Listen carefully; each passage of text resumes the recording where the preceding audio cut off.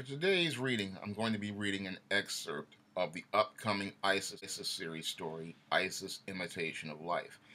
And this ISIS series story is a fantasy flashback story. That means it's a story set in the past, and it's a story that was set in 1937 during the golden age of superheroes and pulp fiction.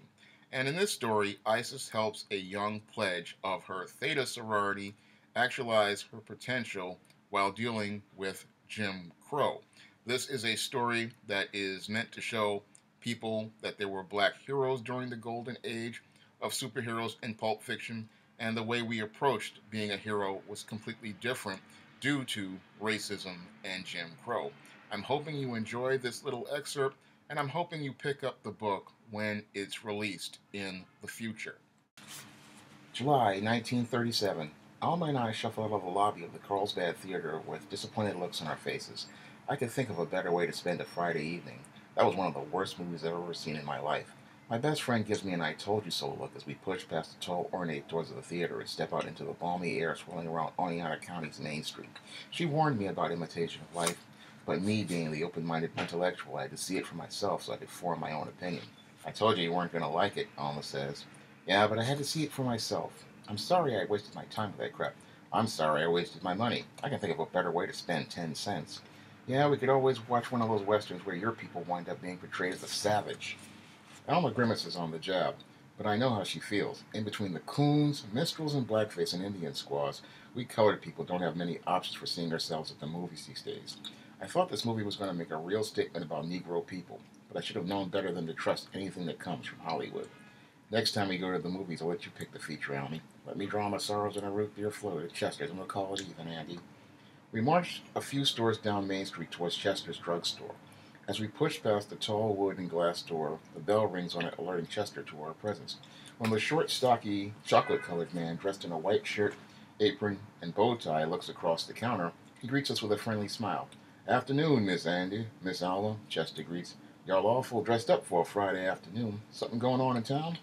Nah, we have to pick up Doc and a pledge from the bus station in an hour, Alma replies. That new girl from Charleston?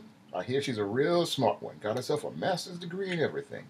I'm hoping she can behave herself better than the last group of pledges we brought up here last month. That bunch of girls seemed to lose their mind when they got off the bus.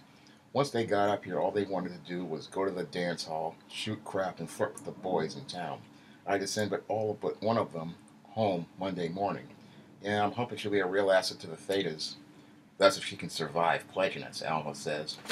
It's a miracle one of those girls doesn't wind up running out of my house in a straitjacket with all the crazy stuff we put them through. A Theta challenge is nothing compared to what the rednecks put them through when they get back home. At least they can have a laugh after going through a Theta challenge, Alma. I can't say that for any encounter you have with someone outside these city limits. Anything I can get for you ladies? Root beer float and a chocolate milkshake here from my best friend, Alma requests. Coming right up. While Chester digs under the counter for the ingredients to prepare our beverages, we stroll over to the magazine rack to peruse the titles. Hey Chester, the new Doc Savage coming yet? Came on the rack yesterday. This one's got Pet Savage in it. I light up on hearing my favorite heroine will be featured in one of this month's Doc Savage adventures. I quickly find the magazine on the rack and eagerly take it off the shelf. As I flip through it, Alma shakes her head. I don't know what you see in Doc Savage, Andy. All those muscles and that steely resolve. He's the handsomest Negro I've ever read about. Alma gives me a quiz look as she examines the cover. Negro? How is Doc Savage a Negro? I peer down at the copper-haired, bronze-skinned He-Man in his tattered white shirt on the cover and smile. Why do you think they call him the Man of Bronze? He sure doesn't look like a Negro on the cover with that slick-back hair. But the way most of these Negro men fry their hair with conch, you never know. My skin color's just a darker shade than Doc Savage, Almy. And if I'm considered a Negro, then he's got to be a Negro. Yeah, you're a Negro by the way of ancient Egypt, Cleopatra. I may come from Nubia, but my skin's still dark enough to be considered a Negro in this part of the world. White folks always put stuff between the lines regarding us colored folks, Almy.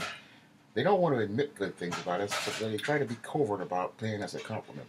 Sometimes I wish they wouldn't be so overt sometimes, Alma says, taking one of the dime store paperbacks off the rack next to the pulp mags. Forbidden Squaw?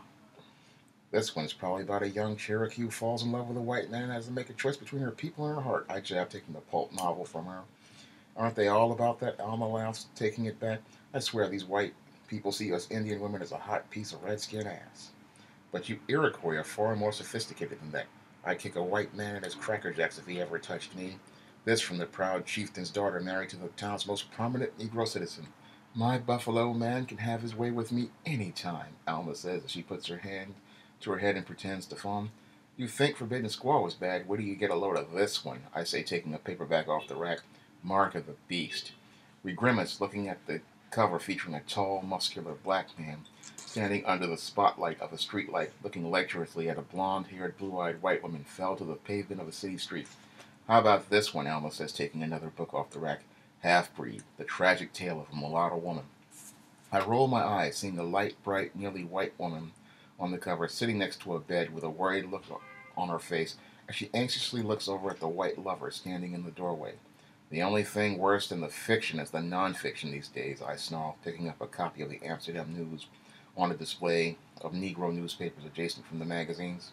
My stomach turns reading the headline about the lynching of another black boy by the Klan down in Georgia. Is it always going to be this bad? I wish I could give you an answer, Princess. Sometimes I'm wondering if I'm really making a difference around here with crap like this still going around. Elmo puts a hand on my shoulder. Hey, you do what you can, Andy. Even someone like you can only do but so much. I wish I could do more, but the elders insisted I not get directly involved with the political affairs of the Negro when I return to America. I guess I can't do everything.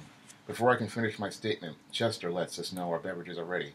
One root beer float and one chocolate milkshake for the two sophisticated Theta ladies. We head over to the ice cream counter, take seats on the stools in front of it, and prepare to enjoy our beverages. I guess we're going to have to wait for God to change things regarding us colored people, Alma says. I guess so. Until then, I'll be reading Doc Savage.